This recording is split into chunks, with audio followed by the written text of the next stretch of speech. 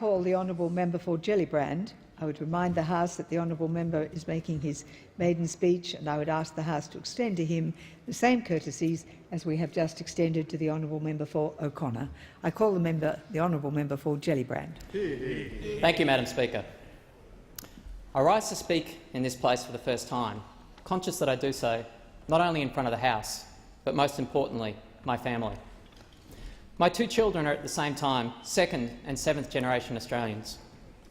On their paternal side, they are the progeny of 6 generations of Anglo-Saxon Protestants, and on their maternal side, of first-generation Chinese Australian migrants. My children's paternal ancestor, John Watts, set out for Australia from England as a 19-year-old in 1840.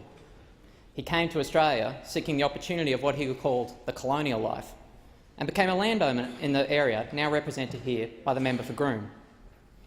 In 1859, he was elected as the member for Drayton and Toowoomba in the first Queensland Parliament and later became Minister for Public Works. I regret to inform the House that John Watts was not a Labor man, describing himself as a Liberal Conservative. But I do not question his judgment too severely, as the Great Australian Labor Party would not be established until some 24 years after he had left Parliament.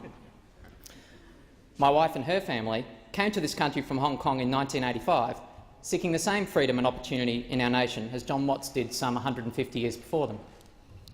They brought with them a different language and cultural tradition, but they shared the same desire and determination to be the architects of a better life for themselves and their children. Today, these braided threads of my children's heritage are equally fundamental of both their own and the Australian identity. However, in 1877, less than 10 years after my ancestor left Parliament, the Queensland Parliament passed a series of laws designed to force Chinese residents out of the state. The presence of my family here today, diverse, happy and thriving in a modern Australia, is a living testament to how far we have come as a nation in the last 150 years. This transformation didn't happen by accident. It happened because of our politics. Members will appreciate that politics is a term of contempt in this country.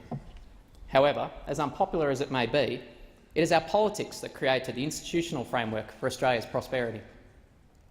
The success of our politics at building the institutions of growth and fairness in our society has been our true national advantage. And this is why I am humbled to be elected to this place as the member for Gellibrand. I'm particularly honoured to be representing a seat with such a strong Labor history. Gellibrand has always been held by the Labor Party, and most recently, Nicola Roxon and Ralph Willis provided 4 decades of extraordinary service to the Labor cause. It's not easy being a Labor member of this House.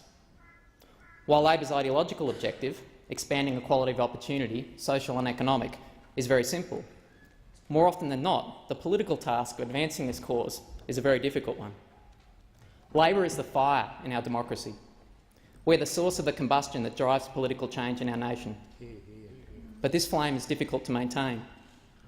When the tenders of this flame have failed to fuel it, when we have let the embers of reform burn too low, the public has overlooked us. Equally, when we have let the fires of radical change burn too rapidly, when the flame has grown too wild, the public has recoiled and rejected us.